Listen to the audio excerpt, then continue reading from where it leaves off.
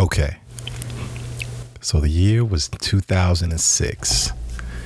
I was working second shift at a customer service job where I help people with their credit card terminals. I was young, moved back to town after living away from Louisville for a while. And this was my first real job since I've been back home. I was having fun and going out with friends and getting to know the city again. So I was enjoying that chapter in my life.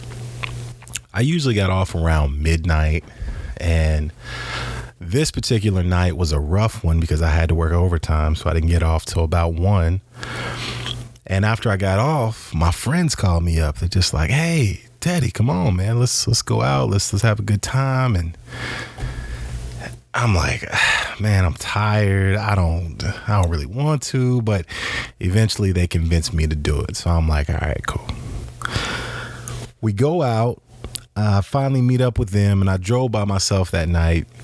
And after I met up with them, we were kind of hanging out, having a drink, and I saw my old buddy, Michael Pinkert, and he and I were talking for a while, and it was good to see him because I hadn't seen him in a little while. And then all of a sudden, out of the corner of my eye, I saw this shorter woman walk up to me, and I didn't think twice about it because, I don't know.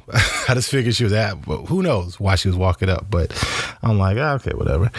And when she gets closer, she's just like, "Teddy?"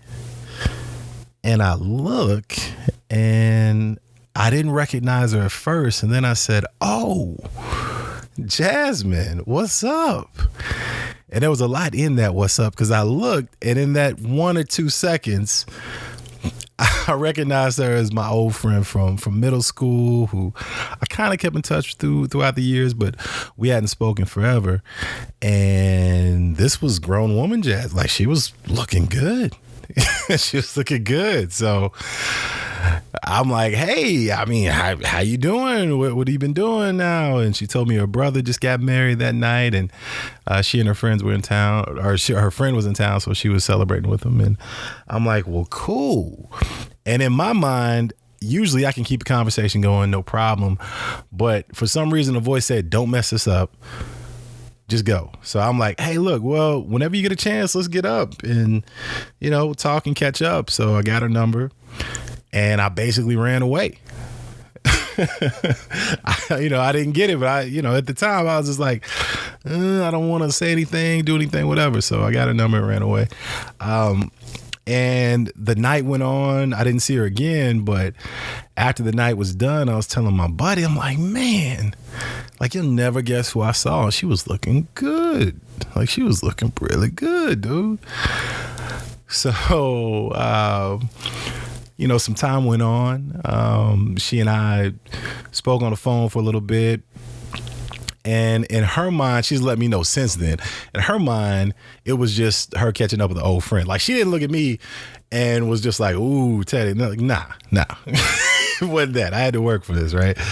So we were getting to know each other again.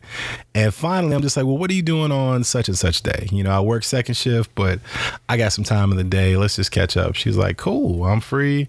Just come by the house, pick me up." I'm like, "Cool." So I pick her up, I meet her dad, and I did a double take when I met her dad because I'd never met him before, and she looks like him. I'm like, "Whoa, just wasn't prepared for that. How you doing?"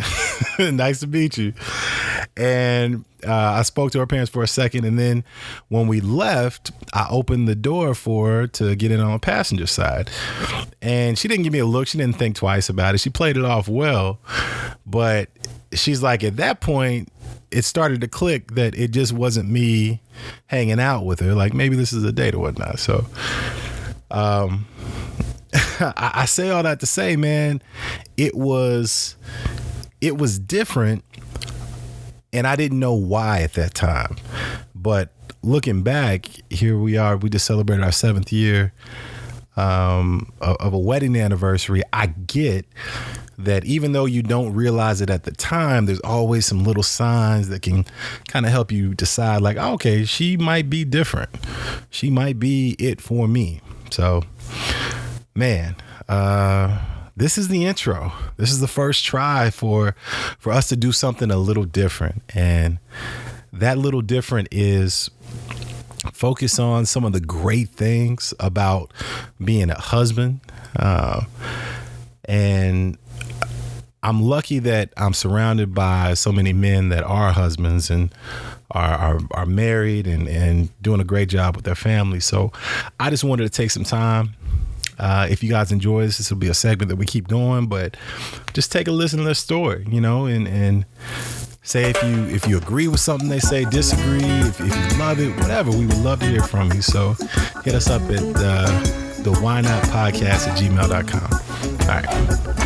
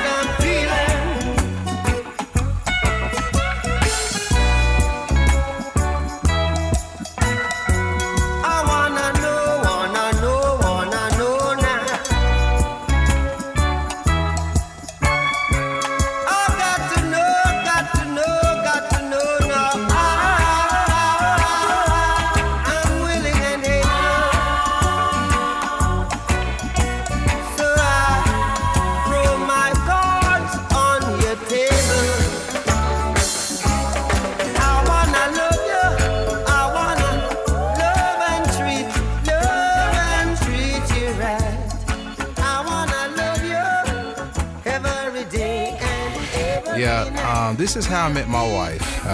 It was the year 2007. We were at Jim Porter's. Me and one of my good buddies. We was out celebrating. And we just got done taking, where you take the little pictures in the corner where they got all the flashy artwork. It's not really the best artwork if you think about it. But anyway, I guess when you partying and you're in the mode, it's all good. But anyway, we just got done taking those pictures, we posting. And as we're walking through the crowd, it was packed that night too. I mean, it was one of those nights. It's a true story, man. This girl, she runs and just jumps on me and she hugs me. And I'm gonna be honest, man, she felt familiar. I thought I knew already. The people that she was with, I went to high school with. So I knew who she was with. So I figured, I probably know her. So, man, we danced for like 3 songs. Yeah. True story. And this is before I said, hey. You know what I'm saying? We just dancing. 3 songs. And then, I got a name and, I told her my real name. At that time I would give fake names for whatever reason. But I told her my real name. I got her number. We stayed in touch, and we used to kick it, man. We used to have a real good time, man. I'd pick up, we go get something to eat. We go to all these underground artist showcases and shows, and we just kick and have a good time. But at that time, I didn't really have a mature understanding of like love. You know what I'm saying? I still had trust issues from a previous relationship with my first son's mom. So I really, the settle down life really wasn't what I was shooting for. I still kind of wanted to be a free agent, just to be honest. But I'm gonna be honest, man. This woman, she loved me. Like, she just loved me. Like, I even asked her one time. I said, why do you love me? She was like, I just, I see good in you, and she stuck by me, regardless of the situation. I remember I hit a real tough time, and I was at 600 West Jefferson, over some foolishness that really, it's a long story, but I remember making a call home to my homie Pat. Shout out to Pat. And I was like, man, I'm in a bind right now, man. You know, you can go over to mama's house. You know, I need you to go grab some money for me over there so I can get out. He's like, I just got off the phone with your mama, man. She said everything's already taken care of. I'm like, okay, all right, I'll call you back. I call mama's house. Mama's like, yeah, Carrie, she already paid that. And I promise you not, I had like this flash, this clear vision, like time stopped for a moment. And I clearly saw that this was going to be the woman that I was going to be with. Like, this is it. The games is over. You know what I'm saying? I virtually took the jersey off that day and hung him up. Like, it's it. You know what I'm saying? I'm done playing, man. This woman really loves me. And I cared for her a lot, but I was in denial a lot because I had trust issues. But by me teaming up with my wife, it probably has been the best decision I ever made. You know what I'm saying? We got a beautiful family together. Our kids are pretty much our 99% entertainment throughout the week because, raising kids is a full-time job. And the new generation, man, they just so intelligent and so creative that you really never know what they're going to do or say next. It's truly unpredictable, but it's amazing at the same time. So,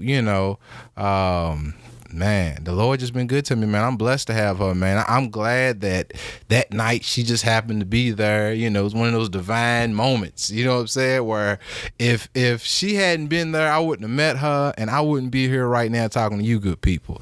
So, it's just funny how life works.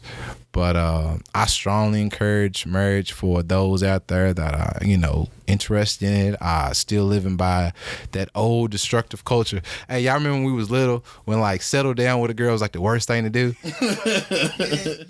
You old lovey. He's solid. He's trying to save. Look at him. But think about it though. How long are we just supposed to hang out with fellas all day, every day? You need to have a woman in your life, man. You know what I'm saying? They balance us. Because before I got married, I didn't really realize how many flaws I had. I had mastered the art of lying to myself. You know what I'm saying? I'm not wrong ever in my mind. And she would show me things and habits I had, kind of picked up along the way that really don't benefit my situation. So, she helps keep a sound mind, you know what I'm saying, in the household and vice versa. Because, you got to keep them, balanced as well because they have moments where the emotions seem to either, climax or tank, So we kind of serve as that neutral balance to help keep them on track, you know what I'm saying? And, it's a blessing, man. It really is. But that's really my story, man. Truth be told, man, the good Lord just blessed me, man. He sent a good woman my way. And, I feel like it's my task to try to make her world as bright as it can be while I'm here. Because, another thing I just want to touch on real quick is like time. Like, most people want to pull out the energy toward money and this. But, man, look, you got to value time because time is honestly one of those things that has never been promised to us. Like, there's never been a time where somebody said, man, you know what? You are promised to be here tomorrow. Ever. So when you with someone that's special to you, you want to monitor your time wisely. You want to make sure that, you being more productive with your time and in your relationship versus destructive.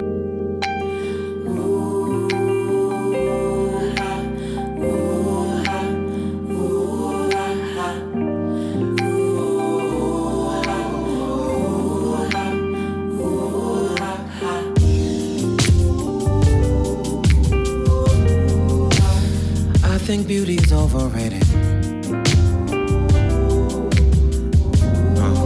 Cause that's something anyone can be. Yeah. Attraction, now that's something different. And thankfully you're both to me. 'Cause I've learned in this life, yeah, you gotta be with someone you like. You think we've got, yeah, what it takes to go the distance. I can tell you now. Oh yeah, oh yeah, oh yeah, oh yeah, oh yeah, oh yeah.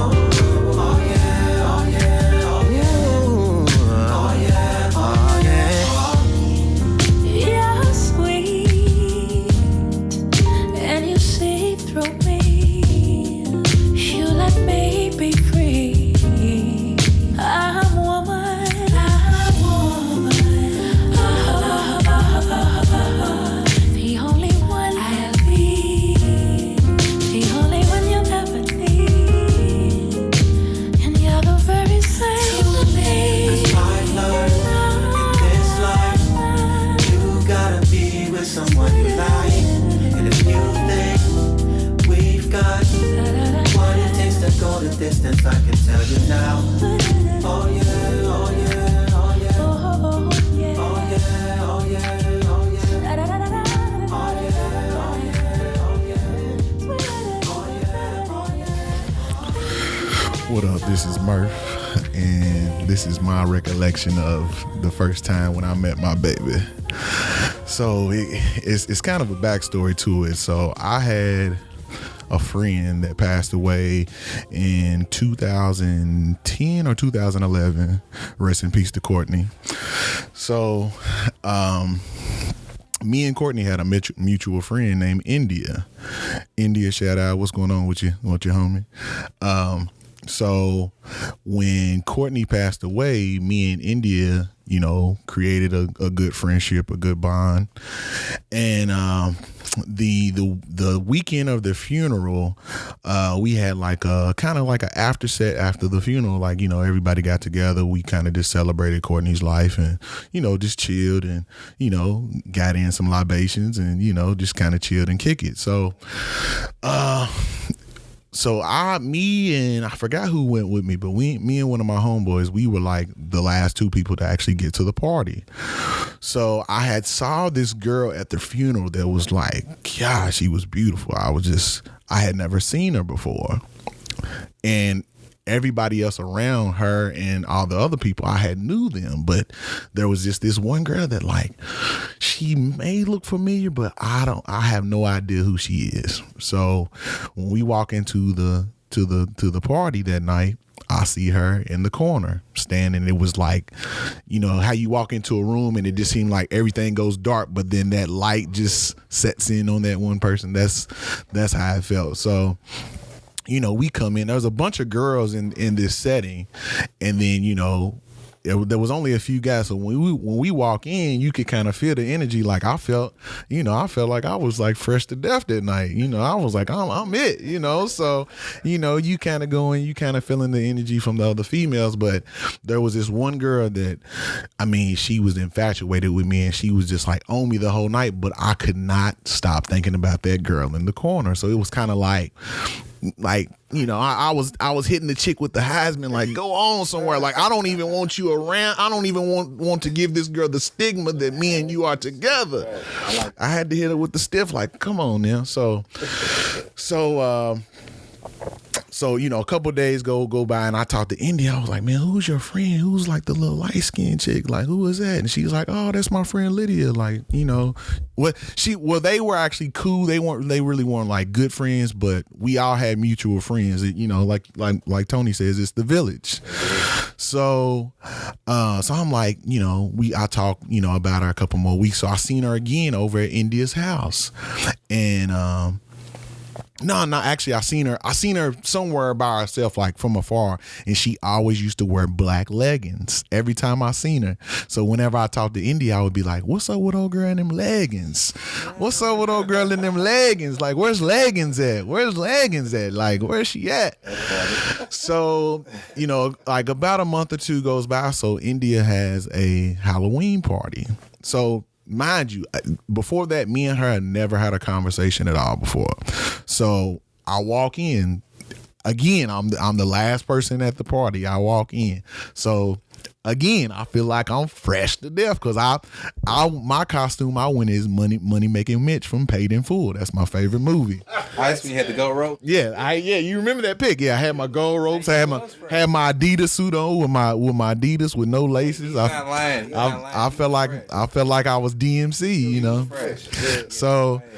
So again, I walk in. There's all these women around, all these females, but again, I see her from afar, and it's the same like lighting, like the same like, oh my gosh, she's so beautiful. So she has on this like elaborate, like, I didn't know what she was supposed to be until like maybe 2 years ago. I asked her like, what the hell were you supposed to be that night? And she was supposed to be a peacock. So she had on like this tutu with these tights and all these colorful, like she's real crafty. Her and her mom are like craftmatics. Like, so she put it, so I'm like, what the hell were you? So the party's going on. It's cool. The libations is cracking. We chilling. And, so the party kind of ends, and at the end of the night, randomly she says, "Come here." So I'm like, oh. She's like, "Take a picture with me." So I'm like, okay. So I was like, like I'm just introducing myself like, yeah, my name's Ronaldo. I gave her my real name, as my dog said, gave her my real name. Usually I, go through like 4 or 5 different names before, you can actually know me personally. So, so she takes a picture with me, and I still have that picture to this day. Like, that was our first picture we took together. So after the party, so we decide like, hey, let's all go to 4th Street. So we're, 4th Street every year, it's always cracking, with all the wild costumes and wild people, drunk and stuff at 4th Street.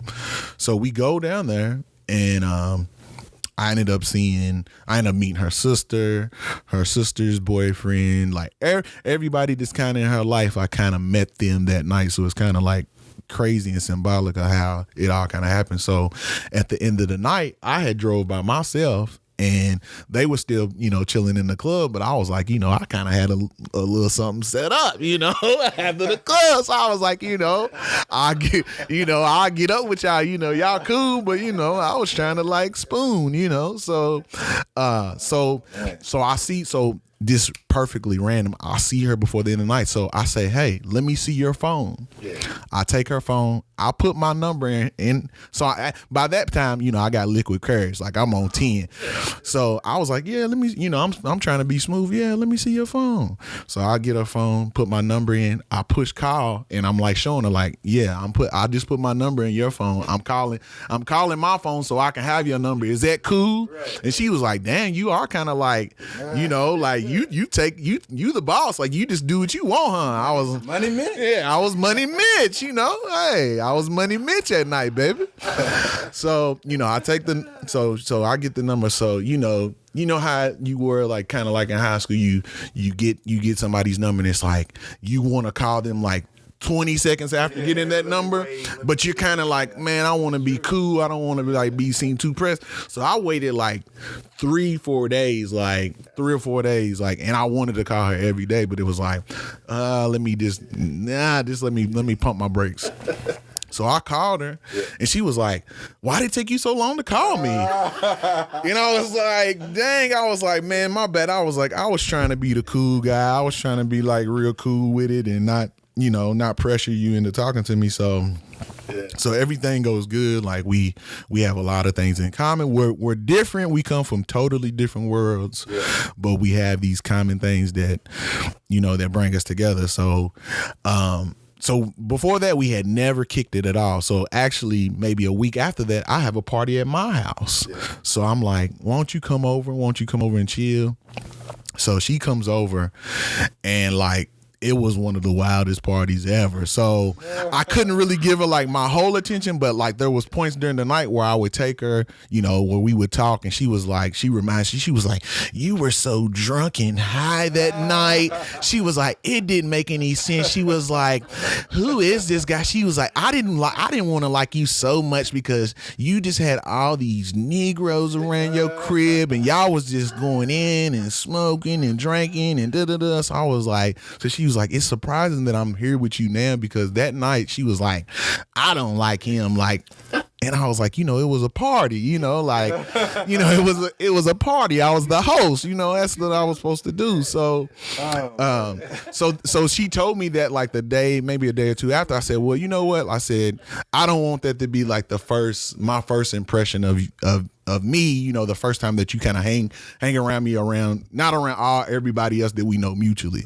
So I said, why don't you come up? So the conversation started. She was like, I said, what's your favorite movie? And she said, Love Jones. And I said, I got that on DVD over here. Like, why don't you come over? I said, do you like surf and turf? She was like, yo, she said most people would be like, do you want some tacos or do you want some spaghetti or something? But you said surf and turf. She said, I'm on my way. I said, so I'm a pretty nice chef. I'll do my thing in the kitchen. So I cooked a good meat. I mean, I cooked loaded baked potatoes, steak, shrimp, broccoli, fresh broccoli. Put in work. Like fresh, fresh squeezed lemonade. That's how you know. So I put it out the spread. So she comes over, eats. We watch Love Jones, and like literally, like from that night on, I don't think that we never did like. There wasn't a day that we didn't talk or that we didn't see each other, like after that particular night. I mean, ever since then, I mean, we've talked every day since that night. And the moment where I knew that she was the one for me was, I'm real, like, as far as like the way that my life has kind of went, like, I'm really like, I have a crazy close relationship with my mom and my sisters. So, I knew that like I've never really brought a lot of women around my sisters and my mom. Yeah. Because first of all, like, I'm my mama's baby. Like, so nobody's gonna be able to compare to her baby, and nobody's gonna be able to carry our love like she would to her baby. But now she does know that. But so when I brought her around my mama and my sisters, they clicked like automatically. And I thought it was gonna be like, because she's so different than my sisters and my mom. But my girl, she's just real cool. Like she reminds me of myself sometimes, because she can like go into a room and like she's gonna be comfortable because she's gonna find something in common with somebody or talk and conversating, and this is gonna lead to that. So that moment, like I took her over we went over to eat like Sunday dinner, like for my mom and my sister. And mind you, I never really brought a lot of women around my mom. So when I told her I wanted to bring her, she was like, oh shit, like, yeah, like, okay, like, yeah, like, yeah. Like I want to see, I've heard about the thotties and the hoes that you mess with, but since you want to bring somebody for Sunday dinner, like I'm in. So she comes, and like, I thought it was going to be super awkward, but like, we laughed and laughed and laughed and laughed, like the whole, like, and it felt like family. And like, I have these, it's weird. I have these like out of body experiences, like where I'm in the moment, and like, if I can switch into my mind and like jump out of my body and like look around at everything, the whole situation. I was just like, without smoking, without any medicinal at all. And it's just like, and I was just like, wow, I've never had this feeling before. Like this just feels good. Like it feels super good, and the relationship's just grown for that. And I've been married for 2 weeks. so it's came down to this. But all I can say is, marriage is a hard thing to do, and I'm learning that, just within 2 weeks, it definitely requires work, but the work that you put in, man, you'll enjoy it. You'll definitely enjoy it, and just finding someone that you can build with. And I've never had nobody love me like Lydia has, like ever, other than my mom. It's like one, like nobody overtops your mom, but like, but it's a different type. But it's a different type of love. Like it's like 1A and 1B, like to where it's like I've never had no one care for me, or like, if I'm down in the worst possible situation where it's gonna be like, hey, look at this ray of sunshine right here. Like everything's not as bad as it seems. Like, they encourage you. They, like I have like 1,000,001 dreams and schemes and concepts, and she'll tell me like, hey, like, you need to get off your ass and like do, like you say you want to do that. That's a great idea. Do it. Like, don't sit here and tell me and have all these conversations and me and you talk back and forth. Like, you need somebody in your corner that's gonna push you to your greatness. Like when you're on your worst day, you can rely on them to, give you some wisdom, or just just say those 2 or 3 words that can just calm you down in your just the worst situation possible. So I appreciate her, and I look forward to, the journey that we're on right now, and having kids, and growing together, and trying to like build businesses and just everything, man. I'm excited about it. So if anybody out there is thinking about getting married, just make sure that person's the one for you. Make sure that y'all have the right energy, the right vibe, and you can't really think about others in your situation. You just kind of gotta just go with what you know and do that. Look at me.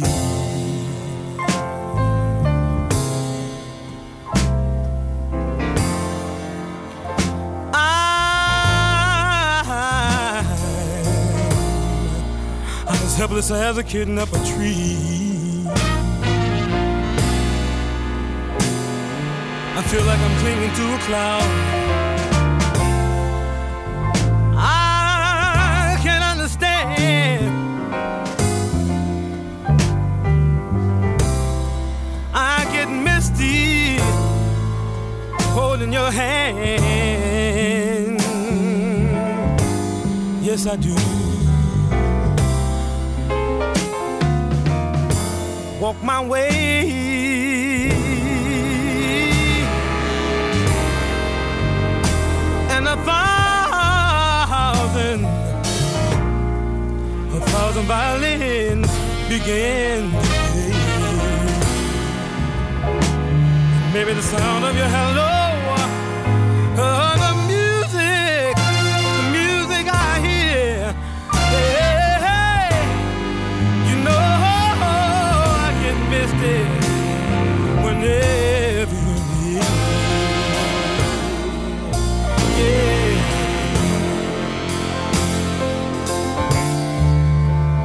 You can say that you're